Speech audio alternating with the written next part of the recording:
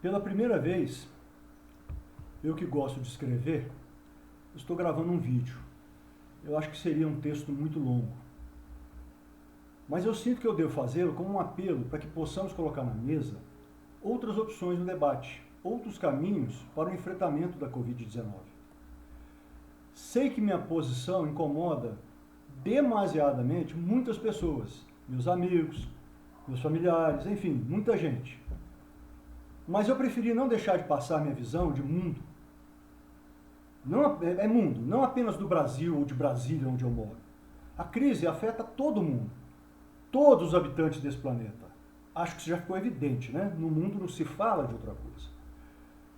Então o mundo, quase que em uníssono, tomou decisões para conter o vírus, ao invés de enfrentar o vírus. E este o motivo maior deste vídeo. O mundo sucumbiu ao medo. E as consequências de se entregar ao medo, ao invés de se enfrentar o medo, são muito mais graves, muito mais mortais do que o efeito da própria doença. Ontem, trocando mensagens com um amigo que mora no exterior, mora na Espanha, ele me passou dados alarmantes, não da doença, mas de uma prévia do que se desenha num futuro muito próximo. Na Espanha tem em torno de 47 a 48 milhões de habitantes, com uma força de trabalho em torno de 23 milhões de pessoas. A expectativa que eles têm lá é que, além dos desempregados que já existem, 10 milhões de pessoas perderão seus trabalhos, sua fonte de renda, subsistência sua e de suas famílias. Isso quer dizer que metade da força de trabalho espanhola perderá seus rendimentos. Metade. O que acontecerá na Espanha se repetirá em praticamente todos os países do mundo, em gradações diferentes, com certeza, mas nenhum país ficará imune à depressão que está se desenhando. O Brasil, que vem tentando, assim, com muita dificuldade se erguer, reduzir a taxa de desemprego, que está por volta de 11%, sofrerá, tanto quanto a Espanha, uma guinada para trás. Vamos pensar que dos 106 milhões brasileiros trabalhadores, nós podemos chegar a ter 50 milhões sem trabalho? Que cenário é esse? A verdade é que será um cenário de guerra. Esta é a situação que se desenha pós-Covid-19, pós-coronavírus. Por que tudo isso? Por que se optou por não enfrentar o medo, o pânico generalizado? A solução do isolamento é a medida mais catastrófica a ser tomada. Não há como prever com precisão quanto tempo será necessário para conter o vírus. 2 meses? 3 meses? 6 meses? Não há garantia de que, uma vez contido, o vírus não ressurgirá reiniciando todo o processo. Então, as empresas não terão faturamento. Mandarão seus empregados embora, talvez até antes de fechar definitivamente as portas.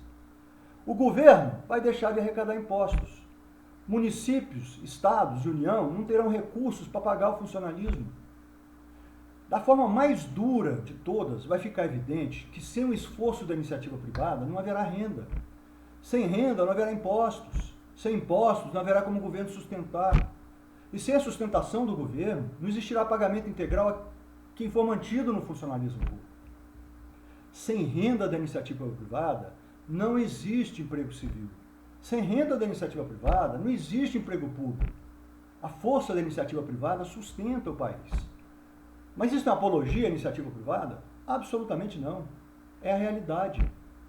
Mais de 90 milhões de brasileiros da força de trabalho do país estão na iniciativa privada, empregados ou como autônomos, ou mesmo na informalidade. A base de sustentação do país é privada, não é pública.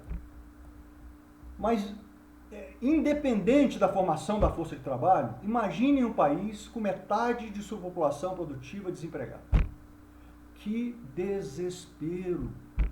Famílias inteiras sem renda, cidades inteiras destruídas pela inatividade, estados completamente quebrados sem poder ajudar os municípios, a União quebrada, o país quebrado.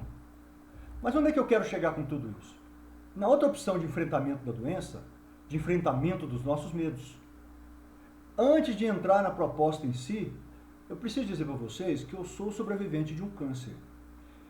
Além disso, eu estive até muito recentemente refém de uma doença metabólica que quase acabou com a minha vida.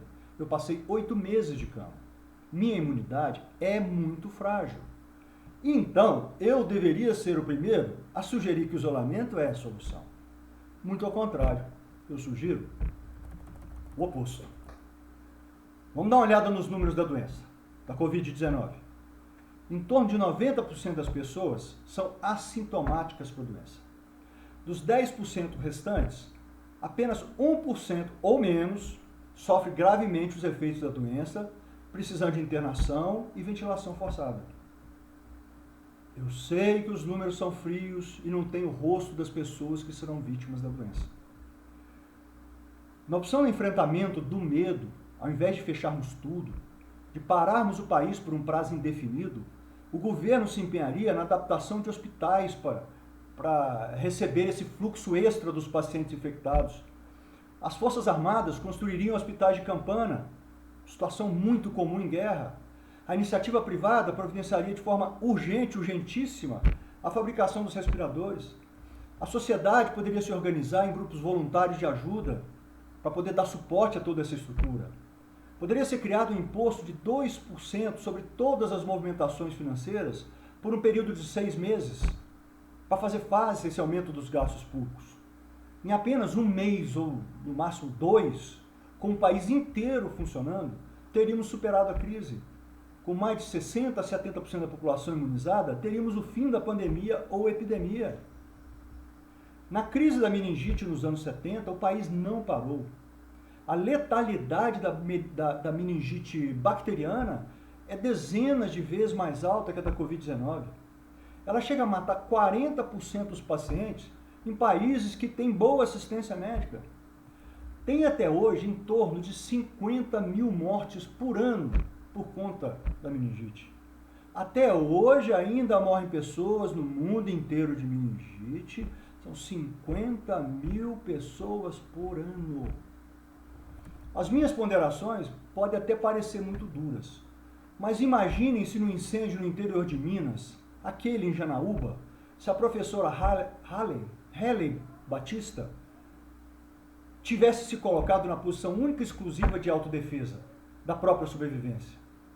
Em torno de 25 crianças não teriam sido salvas naquele dia, mas a reação dela foi de proteger a próxima geração, de dar uma oportunidade para a próxima geração. Não é hora de nos preocuparmos com a nossa autopreservação. É hora de pensar na coletividade. Naquele episódio de Fukushima, no Japão, quando a usina nuclear explodiu, havia necessidade que se fizesse a redução local da emissão de radiação. Foi uma surpresa tremenda quando os idosos se associaram para fazer o serviço. O argumento deles era de que não restava muito tempo de vida para eles. Eles, fazendo o serviço, preservariam as vidas de muitos jovens. Maior surpresa ainda foi a reação social, não aceitaram. A sociedade como um todo teve que se reunir e enfrentar o problema. E resolveram o problema. E seguiram em frente. E rapidamente superaram os efeitos catastróficos da explosão. Claro que com perdas ou comprometimento de valiosas vidas. Então a opção que eu coloco na mesa é a de enfrentarmos, todos nós, de frente à Covid-19, o coronavírus. É de manter todo o país funcionando.